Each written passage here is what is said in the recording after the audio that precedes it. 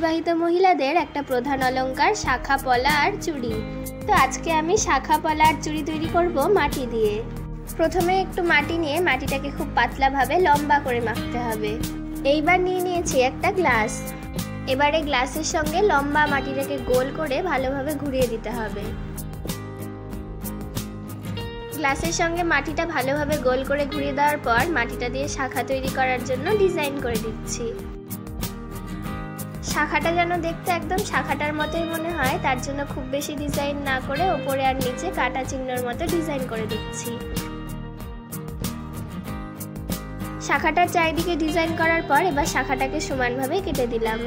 শাখাটাকে এবার আস্তে করে গ্লাস থেকে নামিয়ে নিলাম।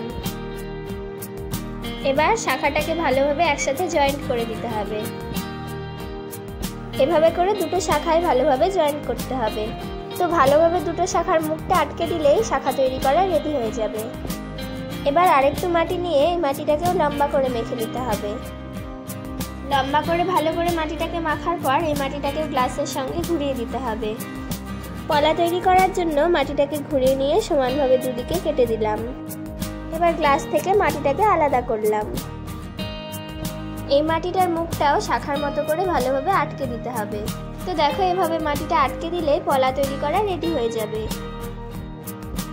এবার আরেকটু মাটি নিয়ে মাটিটাকে লম্বা করে মেখে নিয়ে চাকু দিয়ে সমান করে দিচ্ছি। এই মাটিটার ওপরে এখন সামান্য দাগ দাগ দিয়ে ডিজাইন করে দিলাম। এই মাটিটা দিয়ে তৈরি করব চুড়ি। একইভাবে গ্লাসের সঙ্গে চুড়ি তৈরি করার মাটিটাকে ঘুরিয়ে দিতে হবে। গ্লাস থেকে বের করে চুড়ির মুখটা লাগিয়ে দিলে আমাদের চুড়ি তৈরি করাও রেডি হয়ে যাবে।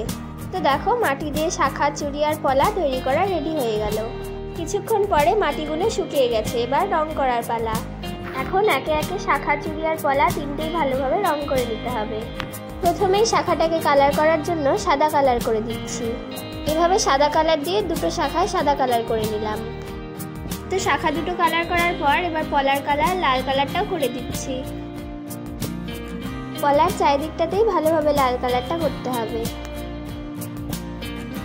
তো এইভাবে করে দুটো পলা কালার করা রেডি হয়ে গেল।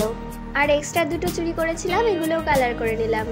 এবার বাকি চুড়িগুলো করছি গোল্ডেন কালার। একই ডিজাইনের তিনটে চুড়িগুলোতেই গোল্ডেন কালারটা করলাম। এভাবে শাখা, পলা আর চুড়ি বানানো আর রং করা কমপ্লিট হয়ে গেল। তো মাটি দিয়ে শাখা, চুড়ি আর পলা তৈরি করা আর রং করা তোমাদের কেমন লাগলো কমেন্ট করে কিন্তু অবশ্যই জানিও। আর ভিডিওটা ভালো লেগে থাকলে একটা লাইক করে দিও। আসছি পরবর্তীতে নতুন আর একটা ভিডিও নিয়ে।